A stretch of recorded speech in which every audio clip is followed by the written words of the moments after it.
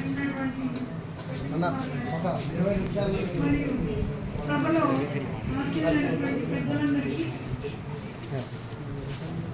నా నమస్కారాలు. విద్యార్థులకు నా ఆశీస్సులు. నా పేరు డాక్టర్ గుండవరపు విద్యాధరి. నేను గిరిజన గురుకుల డిగ్రీ కళాశాలలో మహబూబ్ నగర్లో తెలుగు అధ్యాపకురాలుగా పనిచేస్తున్నానండి. నాకు ఈ అవకాశం ఇచ్చినటువంటి భాషాశాస్త్ర విభాగానికి వారికి ఉస్మానియా విశ్వవిద్యాలయం వారికి నా ధన్యవాదాలు తెలియజేస్తూ నా ఈ అంశాన్ని గురించి ప్రస్తావించబోతున్నాను. మనకి తెలుగులో ఎంతో సంపద ఉంది. ముఖ్యంగా శిష్ట కవులు రచించినటువంటి రచనలు అవన్నీ కూడా పండితులుగా వాళ్ళు రచించినవన్నీ ఉండొచ్చు, కానీ మరి వ్యవహారంగా జానపదులు కూడా మనకు ఎంతో సంపదను అందించారు. వాళ్ళకు ఎటువంటి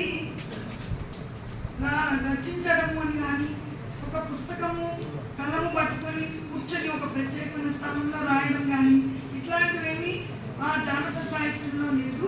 ఇది మొత్తము మౌఖిక సాహిత్యము. మౌఖికమైనటువంటి సాహిత్యంలో తెలుగులో సామెతలు, జాతీయాలు, పొడుపు కథలు ఇలాంటివి ఎన్నో ఉన్నాయి.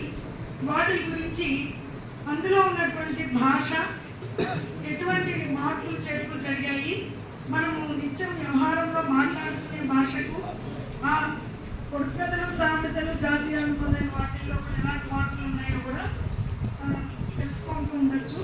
అయితే ఇప్పుడు నా పత్ర సమర్పణ తెలంగాణ ప్రాంతంలో ఉన్నటువంటి సామెతలు, జాతీయాలు, దాంట్లో ఉన్నటువంటి భాషా విశేషాలు, వీటి గురించి క్లుప్తంగా కొంత తెలియజేస్తాను.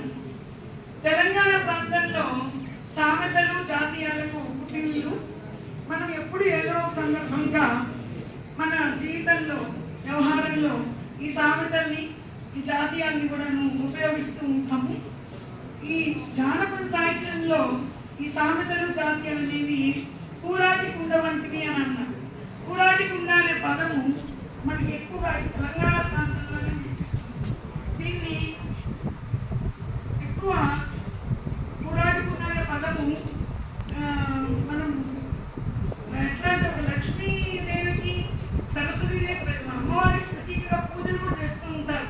బతుకమ్మ పండుగ సందర్భంగా కూడా ఈ కూరాటి కుండను ఉపయోగించడం, పెళ్లిళ్ళల్లో కూడా ఈ కూరాటి కుండను ఉపయోగించడం లాంటివి కూడా చేస్తుంటారు. మరి జానపదంలో ఉన్నటువంటి ఈ జాతీయాలు, సామెతలు కూడా అలాంటివి అని చెప్పారు. మనం ముందుగా సామెతలన్నింటినీ పరిశీలిద్దాం. సామెత అనే పదము సామ్యత నుండి తీసుకోవడం జరిగింది.